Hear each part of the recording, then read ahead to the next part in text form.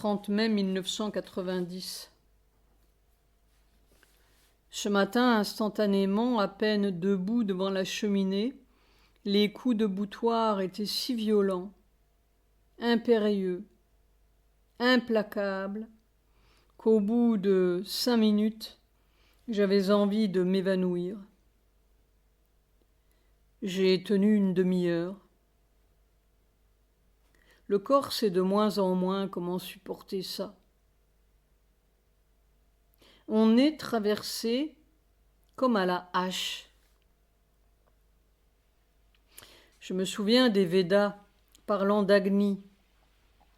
The flaming rays of thee might rush ahead on every side, violently.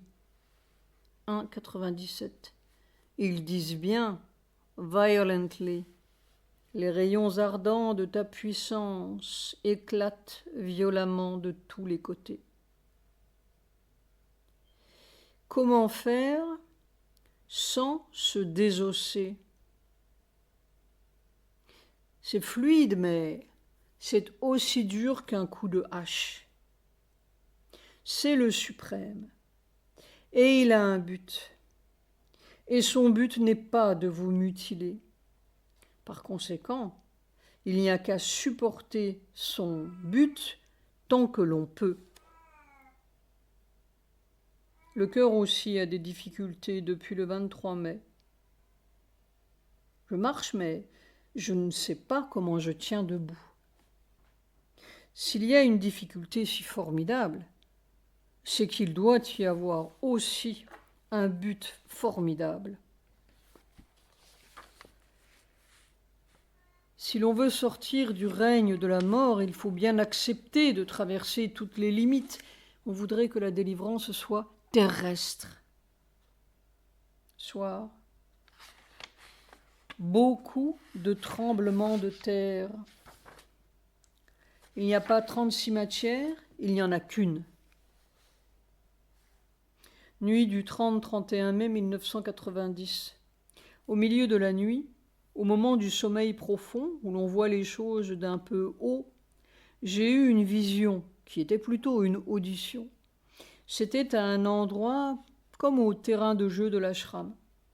Mère avait terminé ses entretiens du mercredi, et elle posait des questions à ceux qui étaient là, ou elle leur demandait de poser des questions, comme elle avait l'habitude de le faire. Alors cette foule qui était là, je ne voyais rien, seulement j'entendais, est entrée dans une tumultueuse discussion ou vocifération. Il y a même eu toute une bande de gens qui protestaient et chantaient des slogans.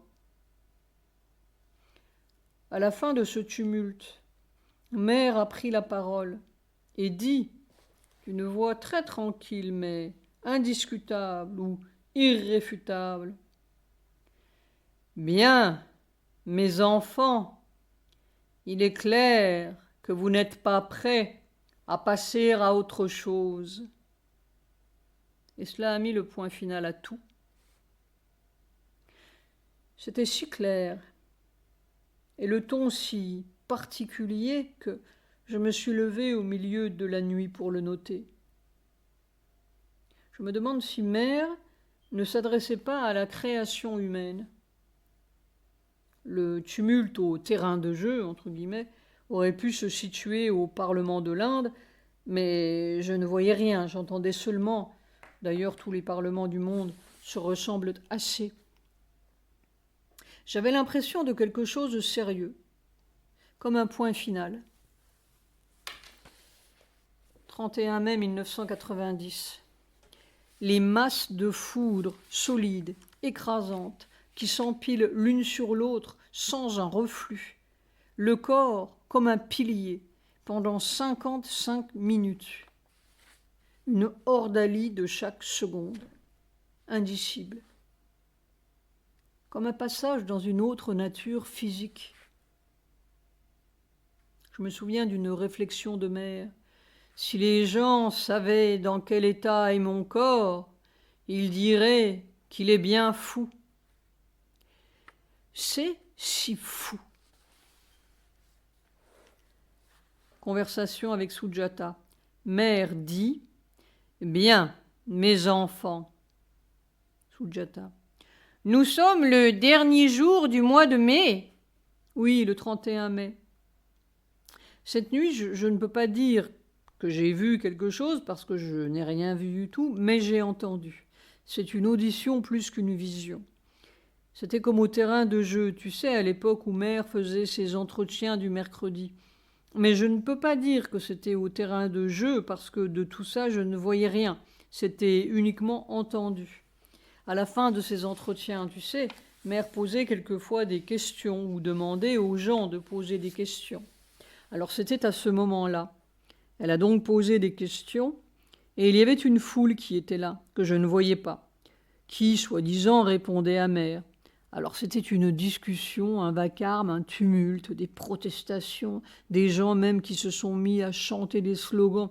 Enfin, c'était toute une atmosphère, comme au Parlement de l'Inde, si tu veux, rire. Alors à la fin, Mère a dit ceci, je me suis levée au milieu de la nuit pour le noter. Elle a dit ceci d'un ton très tranquille mais irréfutable. « Bien, mes enfants, il est clair que vous n'êtes pas prêts à passer à autre chose. » Et puis c'était le point final. Voilà, c'est tout. Mais c'était un ton si tranquille et si, tu sais, comme une reine ou une impératrice ou la mère, qui dit, puis il n'y a pas à discuter, c'est comme ça. Et puis c'était le point final. « Bien, mes enfants, il est clair que vous n'êtes pas prêts à passer à autre chose. » A majuscule, C majuscule. Ouf! Alors à 1h du matin, je me suis levée pour noter ça. Silence. Je ne peux pas dire que c'était les gens de l'ashram où je ne voyais rien. Mais j'ai bien la sensation, parce que c'était vu dans une conscience assez haute, n'est-ce pas, comme ça, en plein milieu de la nuit. Et puis c'était la mère, ce n'était pas... J'ai un peu l'impression qu'elle s'adressait à sa création humaine. Mais ça, je ne sais pas. J'ai bien l'impression que ce n'était pas l'ashram, tu comprends? Oui, pas limité à l'ashram. Pas limité à l'ashram.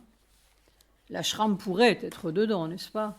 Mais oui, et certainement l'ashram était dedans, mais... Ça a secoué quelque chose dans ma conscience au point que j'ai senti le besoin de ne pas oublier cette phrase et de la noter clairement. Je te dis, à 1h du matin, je suis allée prendre un bout de papier et ma plume et j'ai noté. Silence. C'est un décret. Je ne sais pas, c'était tout à fait... C'était très tranquille, mais irréfutable. Comme si elle constatait. Elle mettait un point final. Je ne peux pas dire autre chose. Bien, mes enfants, il est clair que vous n'êtes pas prêts à passer à autre chose. Et puis, il n'y avait plus rien à dire. Oui, et elle disait, mes enfants. Silence. Voilà. Je crois qu'il n'y a vraiment rien à ajouter, ma douce. Oui, c'est un fait. Oui, c'est un fait. Merci d'avoir dit. Elle a donné une dernière chance, n'est-ce pas? Bien voilà 17 ans qu'elle a donné une chance. Mais oui, elle continuait à donner. Mais maintenant, c'est fait.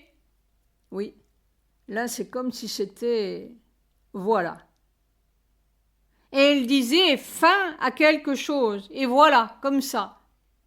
Dans ma conscience, c'était un point final. Voilà, il est clair que... Enfin, il n'y a rien à ajouter, tu comprends, c'est... Il n'y a rien à ajouter. Silence. Et tous les tremblements de terre avec... Il n'y a rien à ajouter, ma douce. Juin. Chronologie des événements mondiaux. 2 juin. Inde. Le gouvernement retire des troupes de la zone frontalière indo-pakistanaise en vue d'une certaine désescalade de la tension entre les deux pays provoquée par la crise du Cachemire. 3 juin. Chine. Malgré les mesures d'intimidation, les étudiants manifestent sur le campus de l'université de Pékin pour célébrer l'anniversaire du massacre de la place Tiananmen. 5 juin. Libéria. Les troupes rebelles de Charles Taylor attaquent l'aéroport international de la capitale Monrovia. 9 juin. URSS. Les affrontements entre Kirghizes et Ouzbeks ont fait plus de 100 morts. Le président de l'Ouzbékistan, Eslom Karimov, demande l'aide du gouvernement soviétique pour éviter un conflit entre les deux républiques. USA. Le superpétrolier Megaborg explose et brûle dans le golfe du Mexique, menaçant les côtes d'une marée noire. Pérou. De nouveaux séismes au nord du pays font 9 morts et des blessés. 10 juin. Israël. Le cimetière juif du Mont des Oliviers, situé à Jérusalem-Est, est profané par des inconnus. Plus de 70 pierres tombales ont été brisées. 12 juin. Algérie. Le Front islamique du salut, FIS, sort vainqueur des élections locales. 13 juin. Roumanie. La police intervient sur la place de l'université, occupée depuis près de 2 mois par des contestataires. 14 juin. Niger. Les affrontements qui avaient opposé l'armée et des groupes de nomades touaregs dans la nuit du 6 au 7 mai, au cours de l'attaque de la sous-préfecture de Chin Tabaraden, ont fait des centaines de morts. Chine. L'Institut suédois de recherche sur la défense a détecté un essai nucléaire chinois d'une énergie de 40 à 50 kilotonnes. Depuis 1988, la Chine avait interrompu ses expériences pour raisons économiques. 15 juin, Roumanie. Les mineurs appelés à la rescousse par le président Ion Iliescu font régner l'ordre et la terreur à Bucarest. 16 juin, Chine. Des inondations dans la province du Hunan ont fait plus de 100 morts et détruit 16 000 habitations. 17 juin. Sri Lanka. Le gouvernement déclare une guerre totale aux séparatistes tamouls qui ont repris leurs attaques en violation d'un cessez-le-feu. 19 juin. Suriname. De violents combats se déroulent près de Mohengo, encerclés par l'armée. 20 juin. URSS. La Géorgie et l'Ouzbékistan affirment leur souveraineté vis-à-vis du pouvoir central de Moscou. 21 juin. Iran. Un violent tremblement de terre dans le nord-ouest du pays, proche de la mer Caspienne, fait environ 40 000 morts et plus de 50 000 blessés. 26 juin. Zambie. Le gouvernement décrète le couvre-feu à la suite d'émeutes violentes qui ont fait une vingtaine de victimes. 27 juin. Nicaragua. L'état-major de la Contra dépose les armes, mettant officiellement fin au conflit qui a sévi pendant 9 ans et fait plus de 50 000 victimes. 28 juin, Sri Lanka. 355 000 réfugiés fuient les combats entre l'armée et les rebelles. 1er juin 1990. Je vois maintenant clairement le mécanisme, du moins je le crois. Le corps, la mécanique, en italique, corporelle, et, en italique, constamment à vouloir refouler vers le haut cet excès de foudre qui s'empile avec chaque respiration. Déjà, en 1 ou 2 respirations, inspiration, il est plein, bourré à craquer. Et c'est ce mouvement de reflux qui tord et déchire le corps. Les épaules se soulèvent, les omoplates se tordent, des crampes se forment et tout se déchire.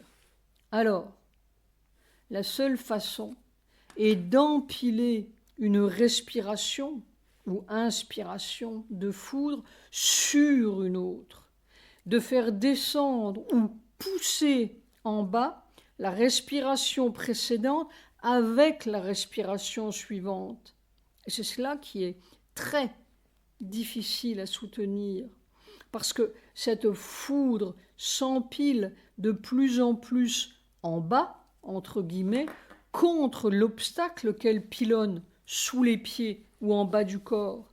et on est comme une bombe de foudre ou comme un cylindre à acétylène trop rempli, ça devient une espèce de solidité, entre guillemets, effrayante. Et il faut tout de même, avec chaque respiration, faire descendre, forcer vers le bas un peu plus de cette foudre écrasante. Et c'est là où cela semble devenir périlleux, parce que la compression est si dense, si forte, si solide, que le moindre mouvement de reflux, avec toute sa force multipliée, pourrait tout faire sauter, ou en tout cas déchirer les épaules, les omoplates, le cou, etc. Et si ça refoulait dans la tête, on pourrait éclater comme une bouteille de gaz. Il faut arriver à rester comme un pilier qui devient de plus en plus dense, compact ou foudroyant, et doit, je suppose, creuser ou trouer ou saper l'obstacle en bas, jusqu'à ce que ça débouche de l'autre côté, entre guillemets.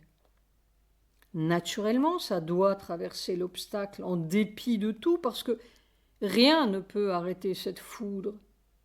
Mais ce qui filtre à travers l'obstacle est insuffisant pour que tout coule naturellement comme on respire, et ça s'empile, jusqu'à ce que l'obstacle soit complètement troué. C'est la percée du mur de fer, M majuscule, F majuscule. Sri Aurobindo disait bien, c'est plus fluide qu'un gaz et plus pur que du diamant. C'est une parfaite définition. Moi je dis foudre, parce que la foudre c'est fluide, point d'exclamation entre parenthèses, mais ça peut fendre un mur parfaitement. Mais en vérité, je ne sais pas très bien si l'obstacle, entre guillemets, est en bas, entre guillemets, ou à chaque millimètre de la hauteur du corps. C'est peut-être un mur innombrable. Un mur atomique, point d'interrogation. Les Védas parlent de la conscience ferme comme un pilier. Je crois comprendre ce que cela veut dire. Et ce n'est pas du tout ce que les gens pensent. Cette conscience, c'est de la foudre. Peut-être que la montagne féconde finira par s'ouvrir en deux, à moins que ce ne soit en 1000 morceaux. Point d'exclamation. Soit, j'ai passé toute l'après-midi à faire le contraire de ce que je disais ce matin. Le corps a passé son temps à se tordre et se déchirer avec cette crampe infernale qui se reformait automatiquement avec chaque respiration. C'est déchirant et désespérant. On ne sait pas quoi faire. On croit savoir et on ne sait rien.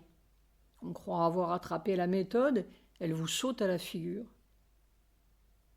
Ça durera ce que ça durera. Je crois que j'ai tout à fait tort de tenir ces notes, mais je ne sais pas. S'il y a un chemin, une manière, on aimerait la laisser à d'autres pour faciliter leur tâche. Est-ce une illusion ? Le corps n'arrive pas à comprendre ni à accepter que la puissance divine ne soit pas plus forte que ses automatismes imbéciles. Et il peine, et il ne sait pas quoi faire. On dirait que sa seule manière, c'est de peiner, mais c'est idiot. C'est le mensonge qui peine. C'est comme un nageur qui n'arrive pas à croire que la seule manière, c'est de couler. Alors, je me débats pour respirer cet air nouveau en dépit de tout ce qui veut me faire couler. Peut-être arriverai-je à la rive de mer. 3 juin 1990. Autrefois, il y avait du soleil dans ce corps. Ça s'épanouissait et poussait vers la lumière. Maintenant, on dirait que c'est tout noir, sans réponse, basaltique, comme une prison sans lumière et sans issue. Et pourtant, c'est le même corps, non? On a du mal à croire que ce soit le même corps. On dirait que ces murs noirs, basaltiques et muets, c'est le corps même, ou ce qu'il en reste. Où est-elle donc, cette prairie ensoleillée du corps d'autrefois? Il y a quelque chose de tout à fait incompréhensible. Je ne vois pas que ces murs noirs vont jamais changer. Ils peuvent se dissoudre, c'est tout. C'est-à-dire la mort, une fois de plus. Mais où est-elle, ma prairie ensoleillée? Un résidu intransformable qui s'en va dans une boîte et autre chose qui s'en va dans les airs? Cela ne me paraît pas la solution terrestre. Tout est silencieux comme une tombe, sauf que je gémis et me peine. Il n'y a pas de voix rassurante. On peut seulement cogner et cogner contre ces murs, tant qu'on peut. Et tout de même, quelque chose me dit que ces murs doivent céder la place à autre chose. C'est le dernier mystère. Il faut avoir assez de courage et de patience ou d'endurance pour vivre ce mystère-là. C'est le dernier bout qui est le plus difficile. C'est un long bout. Dans la vallée tranquille, il faut constamment affirmer la loi, L majuscule, de beauté et de joie et d'amour contre la loi de la mort et de la douleur. Voilà tout. La loi divine contre la loi animale et millénaire. Cet animal est un accident provisoire pour accéder au corps divin. C'est le salut de la terre. Soir. C'est le trou de douleur. On ne voudrait jamais, en italique, faire cela pour soi. 4 juin 1990, lettre à Claude Brun, frère. Mère t'a donné un corps, c'est pour qu'il serve à quelque chose. C'est tout à fait idiot d'aller se décomposer dans une boîte. Ton corps, ta conscience matérielle, a toutes sortes de bonnes qualités pour faire le travail, T majuscule. Et d'abord, tu aimes mère. Alors, appelle-la là. Le corps, c'est très simple sous ses emballages. C'est comme une plante qui cherche le soleil. Il faut avoir cette soif et encore soif. Et cette soif vous conduit automatiquement au soleil, S majuscule. Tu as vu de jeunes pousses de blé qui cassent la terre gelée au printemps. C'est comme cela. Il ne faut pas se désoler des emballages obscurs et stupides. Il faut cultiver la soif dedans. Cogner le mantra comme un ressac sur tout ce qui encombre. Ça finira par tomber.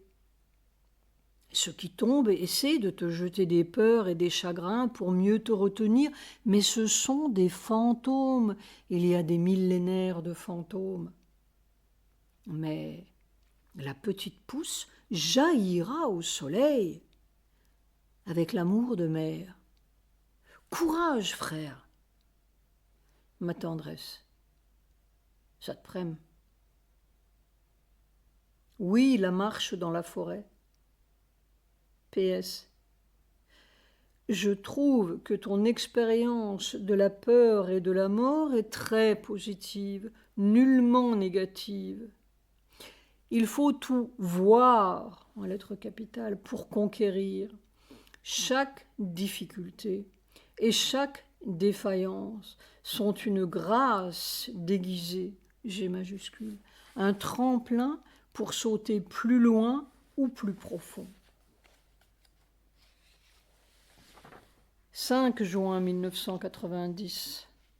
Je note le fait tout de même. Depuis des mois, je vois très souvent les yeux grands ouverts pendant l'opération, quand je suis debout devant la photo de Sri Aurobindo sur ma cheminée, des éclairs de couleur dorée qui ont toujours une forme de fourche vers le bas, quelque chose comme cela.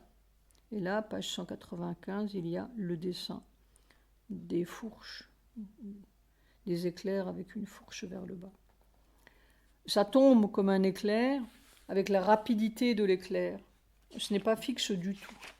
Ça dure une fraction de seconde. Et c'est toujours doré. C'est peut-être pour me rassurer. Tu vois, c'est moi qui fais cela. Je conduis l'opération. S'il envoie cette foudre, c'est certainement avec un but. De l'écrire me réconforte. Mon observation du 1er juin au matin est parfaitement valable.